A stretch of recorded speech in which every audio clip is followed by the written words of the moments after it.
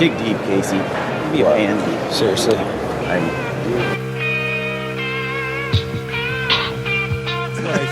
Something like that. It's true, though. But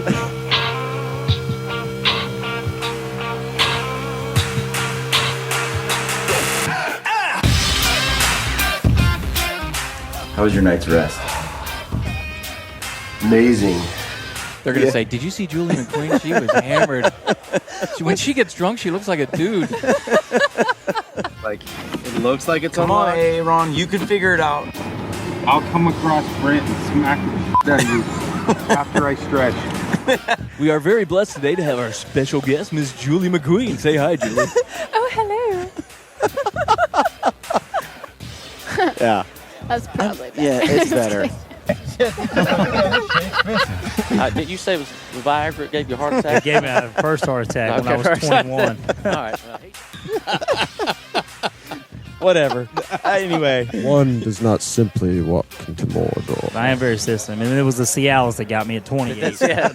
nobody says Louisville, man. That's right. Thank you, Sean. You know, and I'm looking right here. I see a bunch of positive people. It looks like the Mountain Ops booth is the place to be. Yeah, seriously. You know? One of us is going to die. And his D-loop's like it's like a shiitake mushroom. Things like This old highway's getting longer. I was self-taught, yeah. Hey, you're one of those people that piss me off. Probably Bowman cast. I know. Seriously. Bowman podcast. It's like when there's carbon in the air, there's hope. You're like really close to my comfort zone here, though. I'll take that as a compliment. often. Hey, everybody. Daniel Lee Martin here with Julie McQueen and the Gritty Bowmen and his baby brother. This is Cameron Haynes, and you're watching the Gritty Bowmen. I'm Brandon Bates. He's Easton Corbett. You're listening to the Gritty Bowmen Show. What he said. This is Wishes for Warriors, and you're watching the Gritty Bowmen Show. Oh, yeah. Hi, I'm Eva Shockey, and you are listening to The Gritty Bowmen.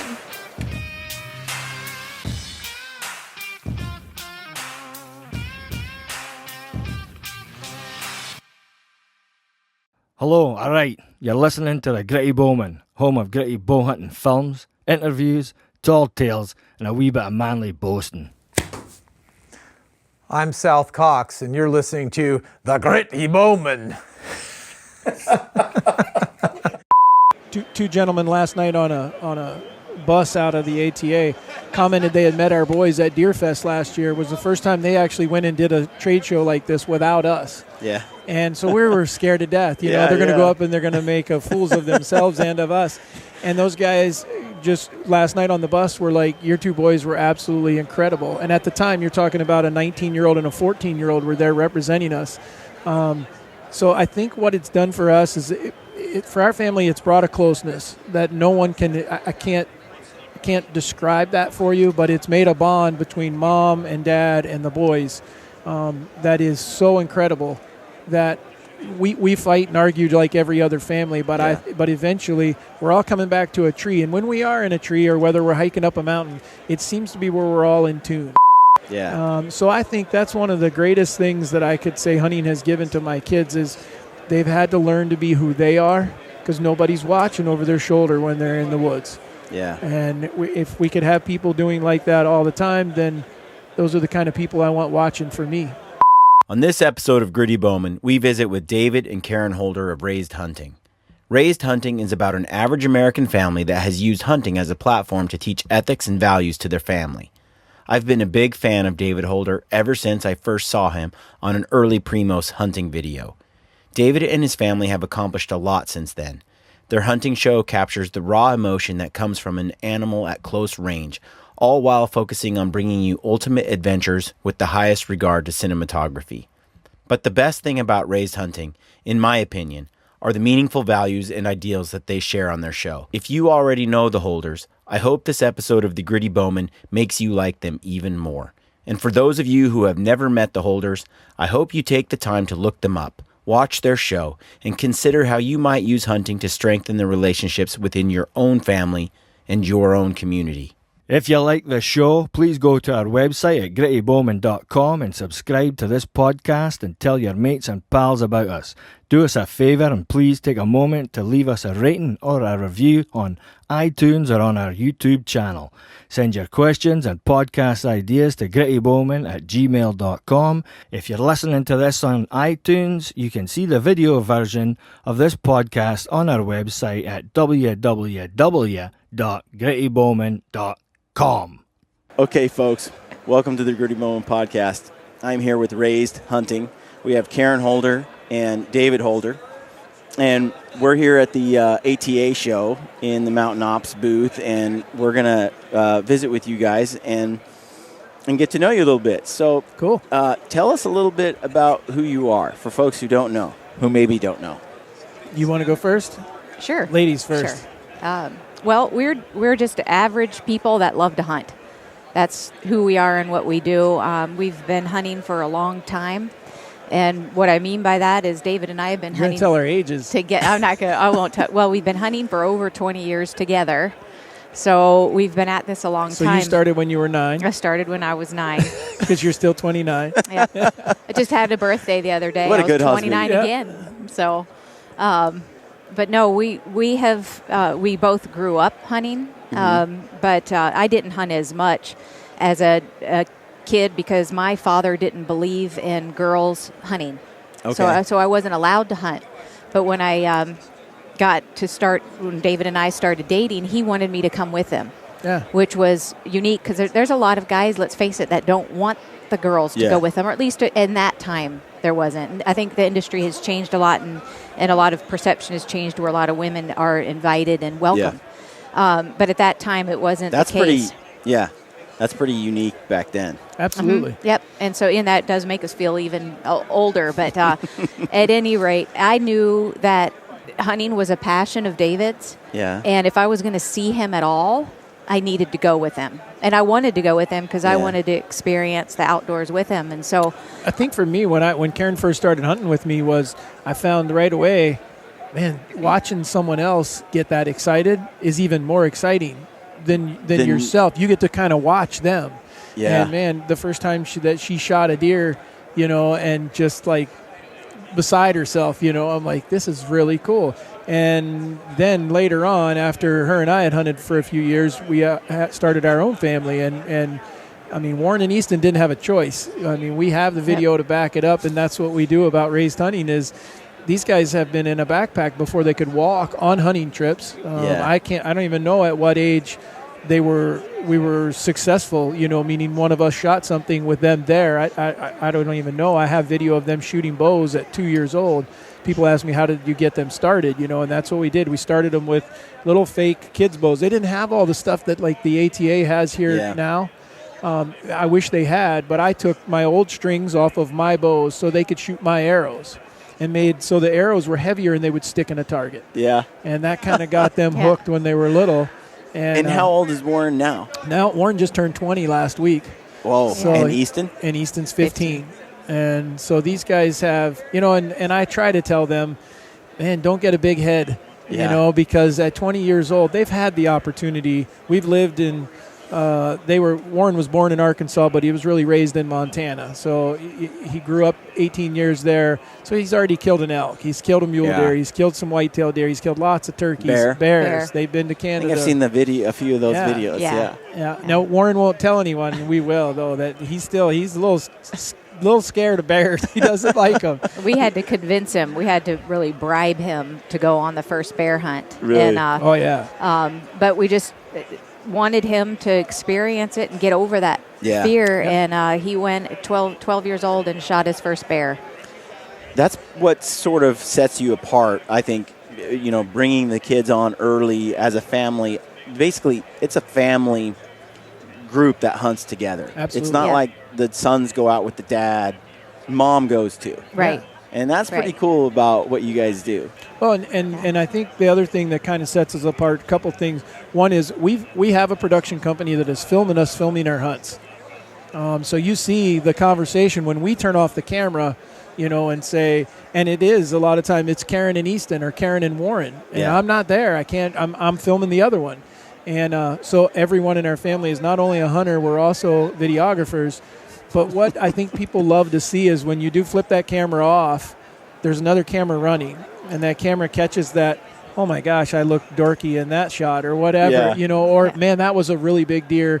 I don't know why I just froze. We don't want to say that a lot of times when we think we're looking at a camera and we're talking to the camera, Totally.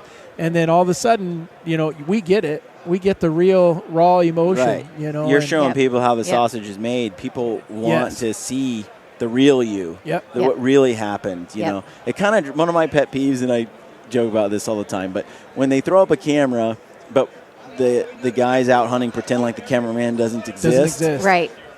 The guy's there. He's getting rained on like you. He's setting up the pup tent just like you are. He's out there.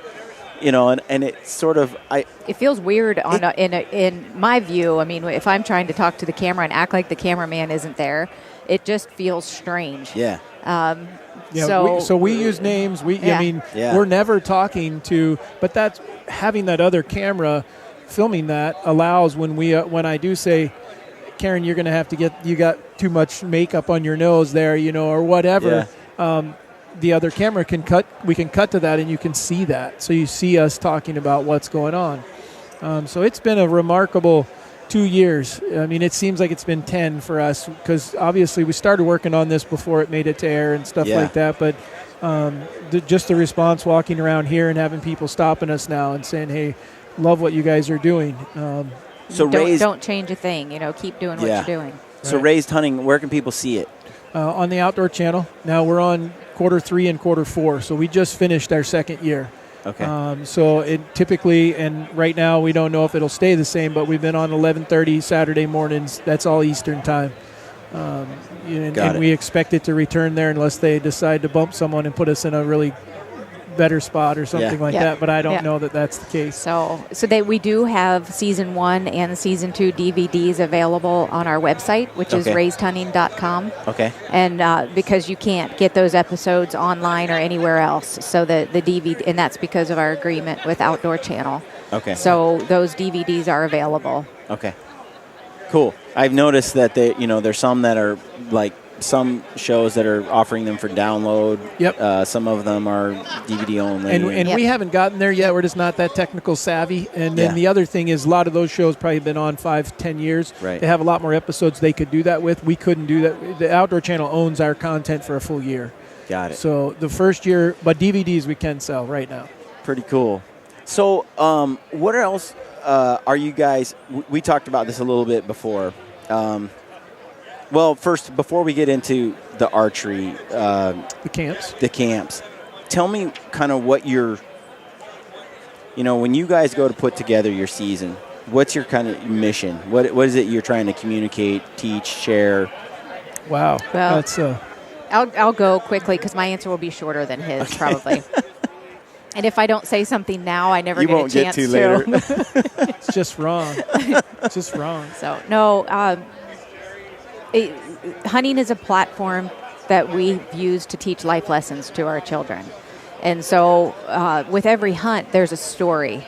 Mm-hmm. There's a story that correlates to something that's in normal life. Yeah. And to us, it's explaining and showing what hunting really is about, what the real meaning of, to us at least, and it seems to be relating to a lot of people, but hunting isn't the result of shooting a deer. I mean, that might be what you get out of it, but in our view, you get way more out of it, and there's that relationship that you have with your kids, that we are participating in this sport together. So when I'm hunting with my son, I can't participate on the football field with him. So I don't really get it, what it means to be on the football field, but I get what it means to be in a tree. And if we can take that story and share it with millions of people, then that's what we want to do. And this season 3, we have a lot of good stuff coming up in season 3 that we've been working on for a long time, and we're more excited about this season than we have been about the past 2. That's cool. So we've got a lot of good stuff coming next year. Yeah, I mean, I guess when you look at for most hunting shows, I think they map out where they're going to hunt. Yep. We have to map out hunts we want to go on, but it's not, that doesn't tell the stories. The stories come from just natural things that happen throughout the year, whether it be my son struggling with math, whether it's a trip to take my dad hunting. where 3 generations are there hunting together, or a young man in a wheelchair. It's just whatever's going on in life, and you learn to take notes. I'll be honest, I'm probably more in tune with myself than I ever have been because I'm paying attention. Someone makes a comment. For hunting for me and for Karin and for our family, it needs a voice. It needs someone to say, we're not the Cecil the Lion issue, and during the Cecil the Lion issue is not the time to be arguing with all those people. We want to be a family that represents hunting, and that people, before that happens, they just happen to see something hunting. I would love to see the day that hunting is respected the same way that soccer is. Soccer mom goes and drops off her kids. Well, you know what? Today we're dropping you off at the archery shop. Today we're dropping you off to shoot your bow. And understanding that the killing of an animal is never taken lightly. We understand what we're doing, but it is a fact of life, and it teaches kids that relationship of conservation, but yet also ambition and drive and ethics and all these things that come along with that. What do you think it does for a kid to actually kill an animal? I mean, from what you've seen as you're raising your own boys, because I have my own ideas on that. I think it shows our kids have shown a ton of respect and the real meaning of the circle of life. Yep. There's a purpose to taking that life. Yeah. And that purpose to taking that life is preserving life. I mean, we Right. feed ourselves with the best nutrition that is available through an elk or a deer or an antelope or a turkey. Yeah. And but the circle of life is right there. It's a fine balance with our whole system. Yeah, I think the kids, especially, they do that, and they really learn that about life and death. I think they cope with life and death experiences a lot better. Yeah, absolutely. They're more connected to, that just the whole concept of this world. You're here for this period of time, and then it's gone. Right. And while you're here, be grateful for all you've got. Work as hard not as here you can. forever. We're not here forever, and then when they do lose someone, it's not this shock. It's like, yeah, this is part of what happens. This is part Absolutely. of life. Right. And your decisions, David talked about this in one of our shows, but death is final. Yeah. And the kids they see that, and they see, okay, the decisions that I'm making today, or the decision on the shot that I take or that I don't take, the result is whether that animal is wounded, killed, or gets to live. And that's a big decision. And so I think that teaches kids responsibility and maturity at a younger age. I mean, they're seeing that as soon as they get to the ability to actually hunt. And that's not something to be taken lightly. And that's our responsibility as parents to teach, to have fun with this, but to have the seriousness of what does this mean. What has been the biggest changes you've seen in your kids as a result of being raised hunting? I think it's that two gentlemen last night on a bus out of the ATA commented they had met our boys at Deer Fest last year. It was the first time they actually went and did a trade show like this without us. Yeah. And so we were scared to death. They're going to go up and they're going to make fools of themselves and of us. And those guys just last night on the bus were like, your two boys were absolutely incredible. And at the time, you're talking about a 19-year-old and a 14-year-old were there representing us.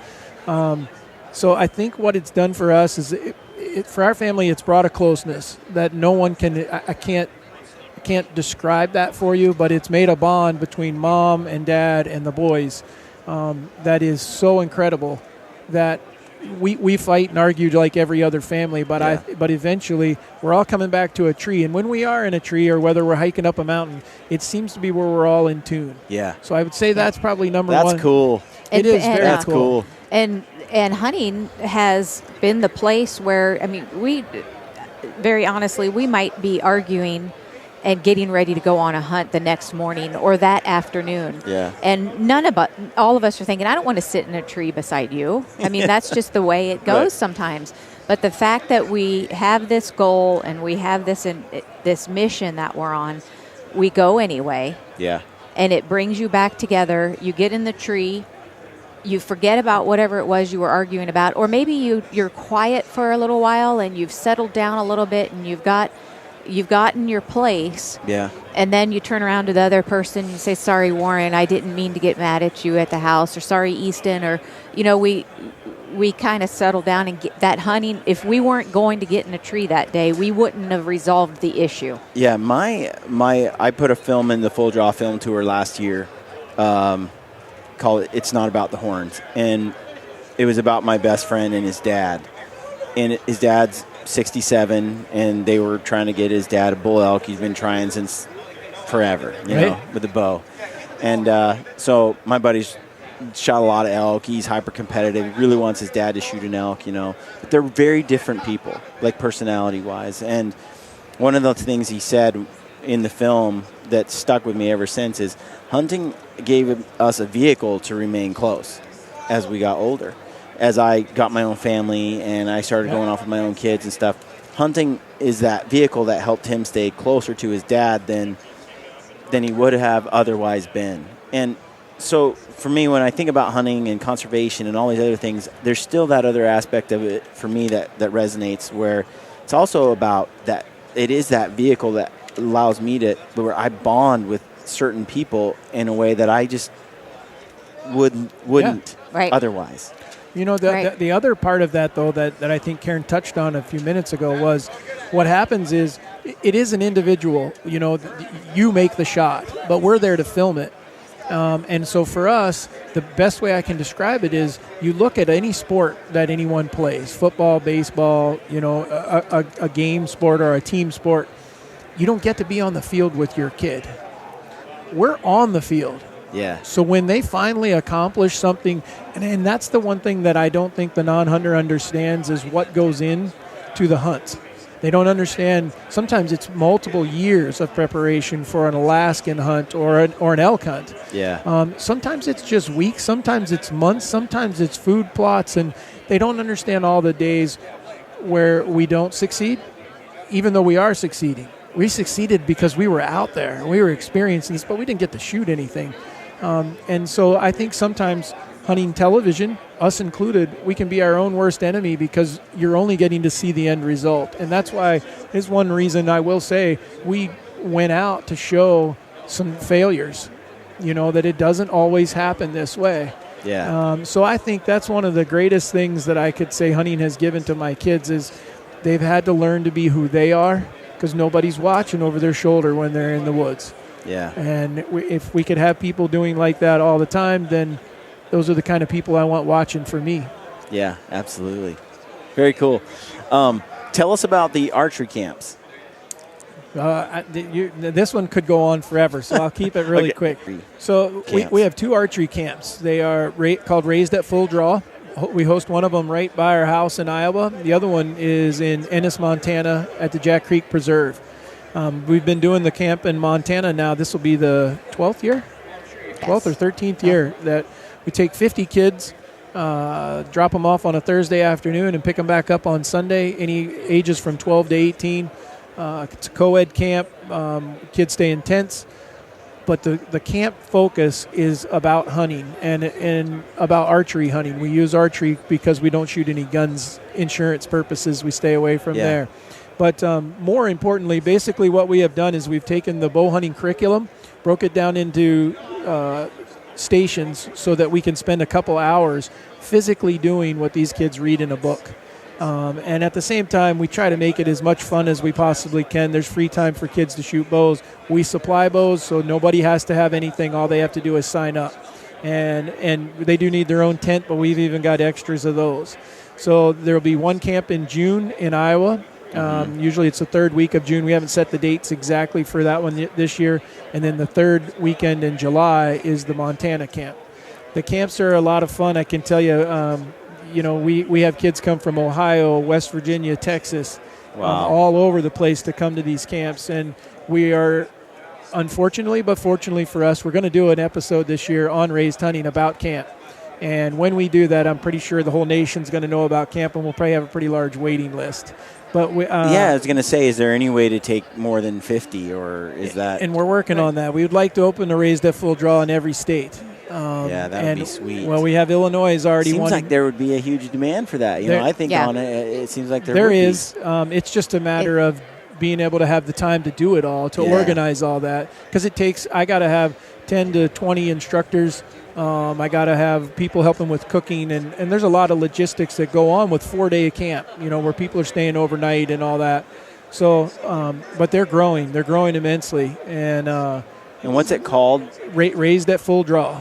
Raised at Full Draw. Yeah, excellent camp. If someone's interested, they can look at Raised Hunting. Go to we're getting ready to kind of, it's now growing to the point where we'll probably separate the two. But right now, if you go to the Raised Hunting website, it'll say bow camps. And you just click on there, and it'll give you all the specifics. We've got a couple videos on there where someone can see what they're expecting. But, the biggest thing is I went to camp when I was a kid, and I have to trust my boys. And my boys tell me that, Dad, you just have a way of hanging out with the kids, and that's what we want. We don't want kids to come and think it's going to be 4 days of bow hunter curriculum and I'm going to stand there. This is an arrow. This is the shaft. That's not what we do. They're going to get to they'll forget that they're learning anything. Yeah. And at the end of the week, we have a bunch of kids crying because they're leaving their buddies, and more importantly, they're taking this test and they're all getting hundreds on it because they were like, this was so much fun and so easy, and they're in. And then more importantly for us, they're our next generation of hunters. So, this is really exciting. I mean, does that feel good to do that class? Oh my gosh. Oh yeah, it feels wonderful, and there's so many kids from so many different walks of life, and anybody can come. But you look at the variety, the diversity that you have, and but they're all there because they all want to learn bow hunting. So they all have that common denominator in the so by the end of the first night, they've all bonded very well, and by the end of the weekend, nobody wants to leave. But the reward is when we're getting messages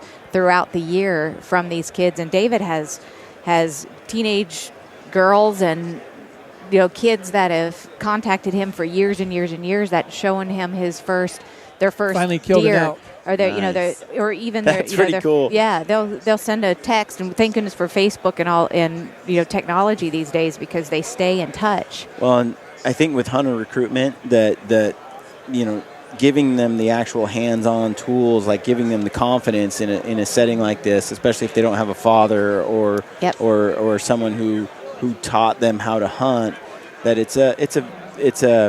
this allows someone who's interested in it to actually become a hunter. Yeah, absolutely. Well, otherwise, where do they learn? I mean, you can go to the NAS program in school and see to shoot a bow, but we actually let them shoot 3D target. It's focused on bow hunting. I love the NAS programs and all these things that are Hunger Games is kids are buying bows, but let's get them involved in bow hunting. Yeah. And so we talk about gutting a deer and shot placement. Yeah, extensively. We put blood trails out for them to follow. They get in a tree stand. They get in a blind. That's got to give them a lot more confidence to get out there and do it rather than just reading about it. Yep. Plus, I think so often, like I went to the Full Draw Film School, there's community there, right? Mm-hmm. And that gives you the courage and also resources to call on, like you were saying earlier, that you get friends that you make. Right? Lifetime that the kids make there, and when they move on, that community goes with them. Those connections stay, and then they can, work off each other as they grow in their. Yep. It's a neat thing. That's pretty cool. Well, the thing that you see is the kids that you would never expect to be good bow hunters or shots. Yep. Incredible.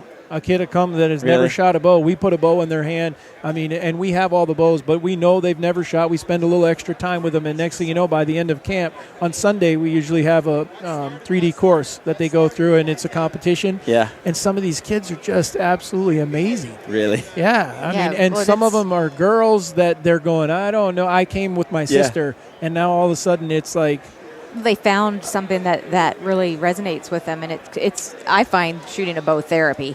Yeah, I think there's. I talked to South Cox about this on one of my podcasts I did before, and he's like, "There's just something about that shooting a stick and string that seems to be like ingrained in our DNA. Yeah. like it's just something everyone likes it." He's like, "I haven't had anyone pull a bow back and shoot an arrow that didn't go, wow, that was cool." Yeah. It has that kind of feel to it. The only thing we like to see is when they're hitting what they're aiming at, then their confidence goes way up. Yeah. And so that's why we try to help them get better. That's cool. Well, guys, I want to thank you for coming on the podcast and hanging out with us. And thanks to Mountain Ops. I mean, they're a huge part in helping us keep our mental focus. I mean, they've done a great job with their products and planning. And like, we talk about when you're 47, you need all the physical help you can get. You weren't going to tell how old it doesn't do anything for my looks. He just busted us out, didn't he? I'm the one 47. You're not. Oh, yeah, I'm not far behind. I'm just lucky that she's 29 and loves a 47-year-old. You're lucky. But anyway. No, Brian, thank you a bunch for having us here. And Karen's right. I mean, Mountain Ops has been fantastic. But it goes beyond Mountain Ops. This whole building is filled with everyone who enjoys that same I'm really passion. finding that. It's really neat. I get to meet all these people, talk to them, interview them, and build these relationships, get to know more folks. But it's been neat to – everyone I've spoken to is so passionate about hunting, about the hunting industry, about conservation. It's just a really neat place to be. Yep. Awesome. Yep. But thank you. Thank you for what you're doing, man. Appreciate it. You're putting that word out there for people, so we appreciate it. Awesome. Okay, Gritty friends, I hope you enjoyed that podcast. If you did, please take a moment to leave us a review on iTunes, Podbean, or Stitcher. We love reading your reviews. And connect with us on social media if you're on there. Look us up on Facebook and Instagram, and take a moment to subscribe to our YouTube channel so you can receive notifications when we upload new videos. We've got a sweet deal with Mountain Ops. You get 20% off on all Mountain Ops supplements, combo packs, and apparel when you type in the word Gritty at checkout. If you're a hardcore elk hunter, or you want to be, go to the Elk 101 website online and check them out. Our friend Corey Jacobson is killing it with some of the best elk hunting information and entertainment on the web. If you haven't heard, we're doing a huge gear giveaway to try and grow and expand the Gritty community on Facebook and Instagram. I asked a bunch of friends to pitch in on this gear giveaway, and they all came through with some awesome stuff. Our friends at Kifaru, Rockslide, First Light, Phelps Game Calls, One Shot Gear, Mountain Ops, XXX Archery, Blacktail Outdoors, and Is It September Yet are pitching in some sweet gear for the giveaway. We'll announce all the details in the next few weeks. All you have to do to be entered to win is like our Gritty Bowmen Facebook page and follow us on Instagram. All right, friends, let me leave you with one other quote from Theodore Roosevelt, who said, "It behooves every man to remember that the work of the critic is of altogether secondary importance, and that, in the end, progress is accomplished by the man who does things." We all have a choice. We can be people who do things or people who criticize the work of others. It's pretty simple, really. Get out there and do your thing. Good luck on your hunts, and stay gritty.